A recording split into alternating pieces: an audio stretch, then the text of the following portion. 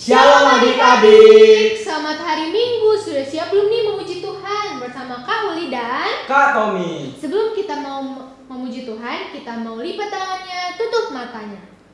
Tuhan Yesus, terima kasih untuk hari ini. Kami ingin ibadah, Tuhan berkati dari awal sampai akhir. Terima kasih Tuhan, amin. Amin. Nah, kita mau nyanyi lagu apa nih, Kak? Kita mau nyanyi Jalan Serta Yesus, Kak. Yuk kita ajak adik-adik buat bangkit berdiri, ajak mama papanya ya. Sik, Kak.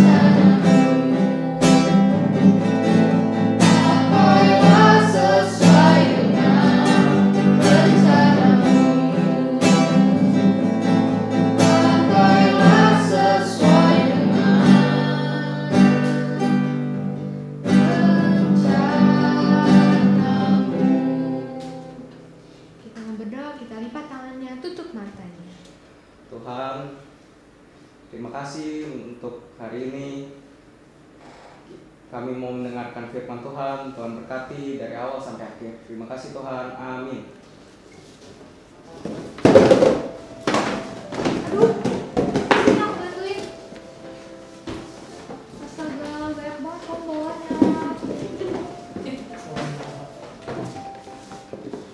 Makasih ya. Iya, sama-sama. Halo, shalom adik-adik, apa kabarnya? Semoga sehat selalu ya dan bersukacita. Hari ini kita mau belajar kembali tentang firman Tuhan dan hari ini bersama dengan Tante Vivi di sini. Kita akan sama-sama belajar dari kitab, yaitu kitab Nehemia.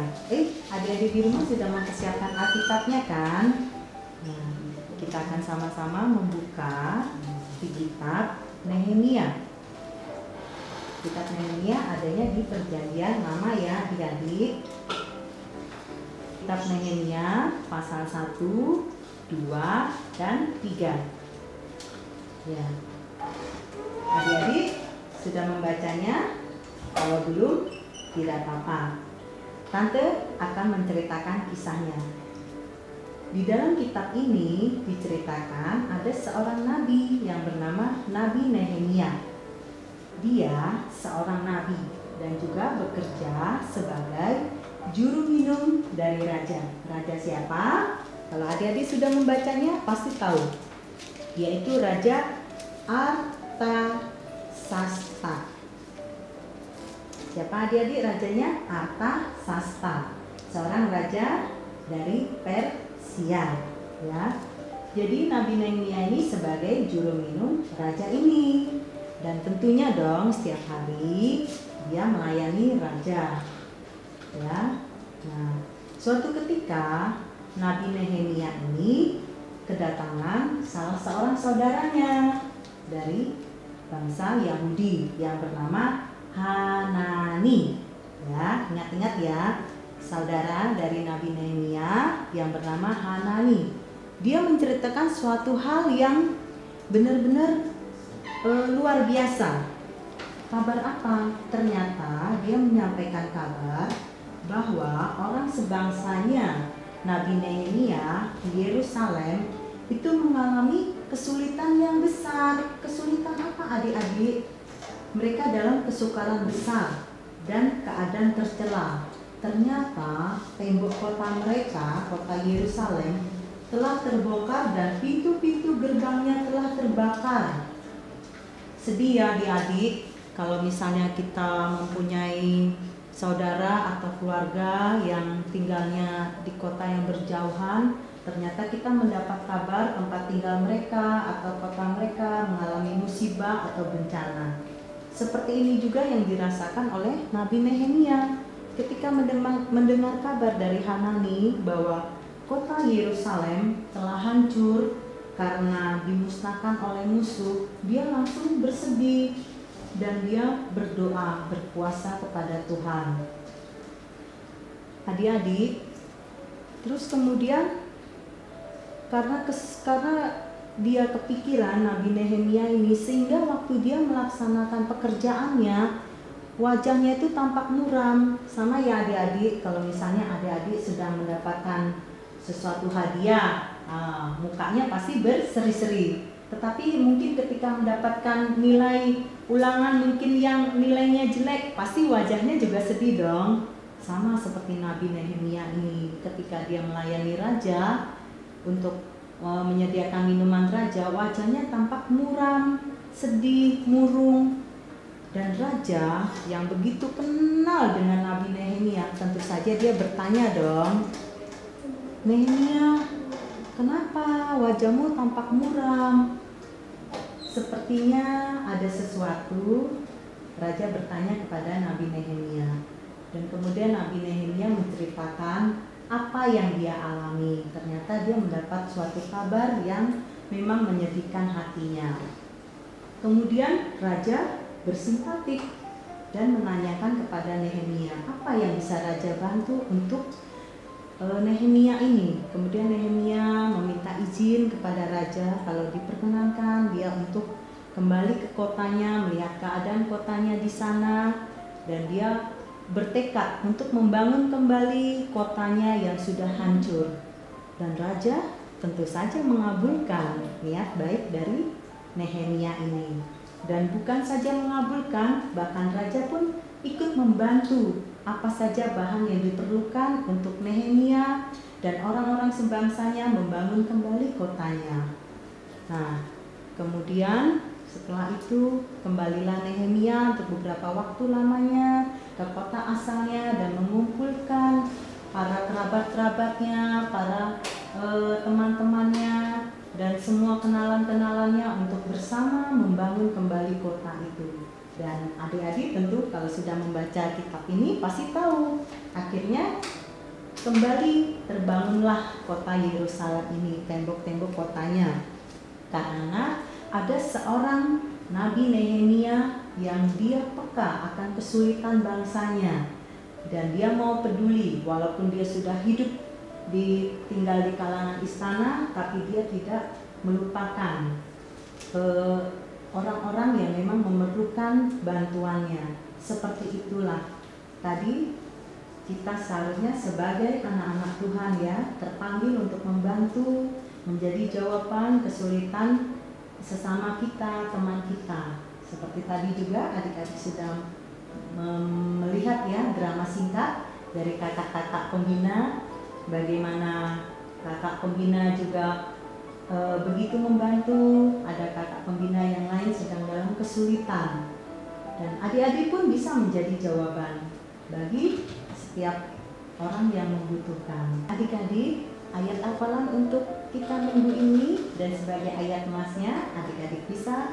buka di kitab Roma pasal 12 ayatnya 13. Roma 12 ayatnya 13. Kita baca bersama-sama ya adik. Bantulah dalam kekurangan orang-orang kudus dan usahakanlah dirimu untuk selalu memberikan tumpangan. Tuhan Yesus memberkati. Adik-adik, cukup sekian ya firman Tuhan kita untuk hari Minggu ini. Sekarang kita sama-sama berdoa ya. Tuhan Yesus yang baik, terima kasih kami boleh bersama-sama sudah mendengarkan kebenaran firman-Mu. Tuhan, pakai kami semua menjadi alat untuk membantu teman kami yang memang memerlukan bantuan dan bagi sesama yang membutuhkan. Kami percaya Tuhan Kau yang memampukan kami. Memberkati setiap kami ya Bapa. Dalam nama Tuhan Yesus kami berdoa bersyukur. Haleluya. Amin.